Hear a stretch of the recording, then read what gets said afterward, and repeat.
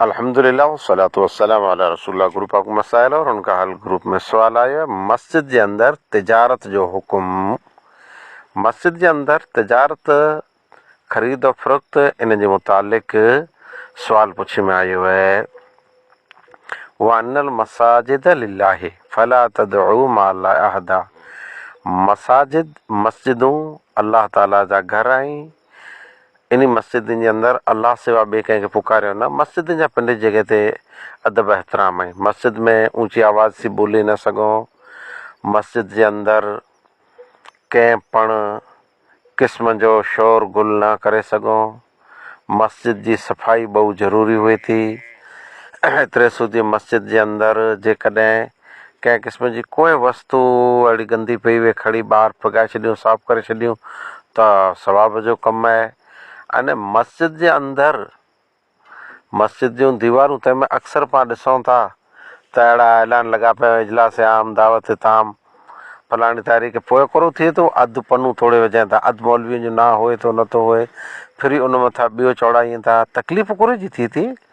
तकलीफ़ इहे थिए थी त जॾहिं इहे वस्तू साम्हूं हुअनि थियूं, मूं जहिड़ा बेसुदा निमाज़ में उभी पोइ इबादत ऐं ज़िक्र ओछो निमाज़ में उनखे नारी बचे ऐं हू ना रहना लॻो पियो, हू पन्नू आहे हुन में कोरो आहे, हीउ कोरो आहे, त इस समी अलाह हुन में नामींदा अलाह अकबर विया सजदे में।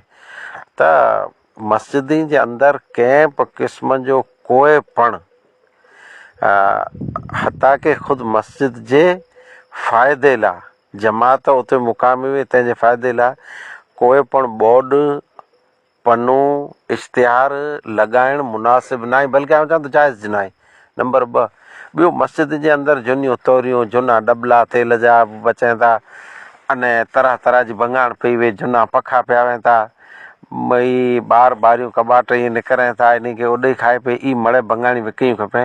मस्जिद जे अंदरि ई चीज़ूं न रहियूं खपे। अमुक में लाउड झुना ॿ ॿ तरह लाइनि था उहे ईअं पिया वञनि था, ई मड़े भंगाण में स्क्रैप में ॾिना खपे, इहे न रखिया खपे मस्जिद जे अंदरि। अच्छा 3 नंबर ते मस्जिद जे लाउड मां झिकी दिघी ऐलान कयूं था। ओ अमुक त पोइ लाउड खे छॾी वञे न तव्हां दौड़ कढी इहो हुनजी न्याज़ हलो न, हुनजो भत हलो न, हुनजी हीअ दावत हलो न, हीअं थियो न हूअं थियो, जराक ॻाल्हि ते लाउड मथे दौड़ न। मस्जिद जे लाउड थी कोई ऐलान न कराइजे सवाइ अज़ान रही या बहुत ज़रूरी निकाह वग़ैरह जो ऐलान रहियो, मरणे जो ऐलान रहियो त सवाइ न कराइजे। मस्जिद जे अंदरि जेकॾहिं केरु एतिरो चए ख़ाली ऐलान करे जबा मुंहिंजी गौ विञाइणी आहे कंहिं ॾिठी, ई ऐलान पण न करे सघूं, हदीस में मनाई आहे।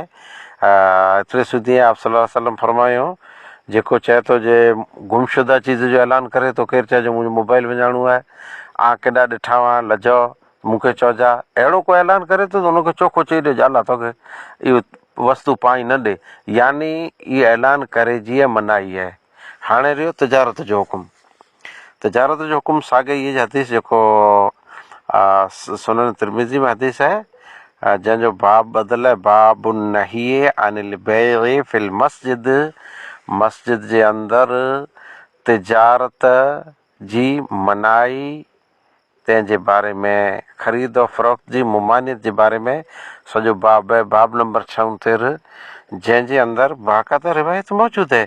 सैयदना अबू हुरैरा रज़ी अल्लाह तआला अन्हु जी रिवायत है, आप सल्लल्लाहु अलैहि वसल्लम फरमायो मुंहिंजा केरु ॾिसे जेको मस्जिद में ख़रीद और फ़रोख्त करे थो त चओ जे अलाह तोखे नफ़ो न ॾे।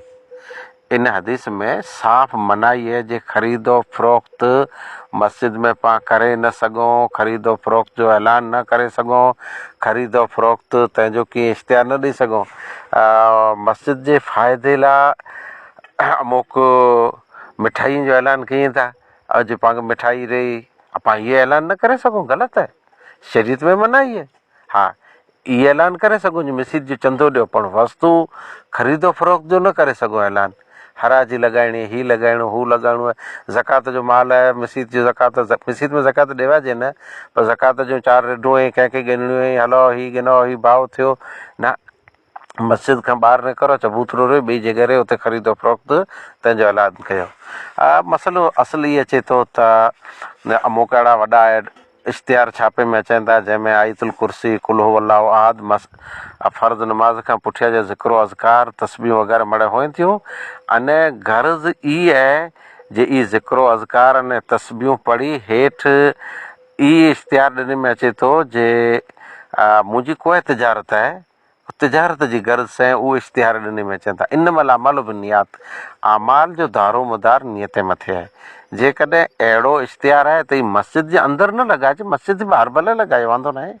बहुत ज़रूरी आहे पाण खे ज़िक्रो अज़कार वग़ैरह, अने ख़ासि करे ई माण्हूअ खे घणे ॾियो त हर इंसान घणे भाई भाई वाचे पढ़े कोशिशि करे ई इश्तिहार जंहिंमें तिजारत जो एडवर्टाइज़ जो पंहिंजो मक़सदु हुए थो, नीचे पंहिंजा ख़ासि फ़ोन नंबर हुअनि था अने पंहिंजी तिजारत जो एडवर्टाइज़ कयूं था, उहो इश्तिहार ई एडवर्टाइज़ मस्जिद जे अंदरि लॻाइण हिन हदीस जे मुताबिक़ जाइज़ न आहे। एतिरे सूदीअ ख़ुदि उहो कैलेंडर पंहिंजो को विरायूं था, जहाँ हलो 50 रुपया कैलेंडर, मार्केट में 100 मिले थो, 50 में ॾियूं था कैलेंडर जो, हलो विरायो, हीउ गिनो हू गिनो। ई मड़े शरीयत में हिन हदीस जे रओ से नाजाइज़ आहीं, अने जेकॾहिं पाण नाजाइज़ कम कया त पाण गुनाह से भरजूं था। अल्लाह वधारे बहितर ॼाणे थो। आख़िर दवाना अल्हम्दुलिल्लाहि रब्बिल आलमीन।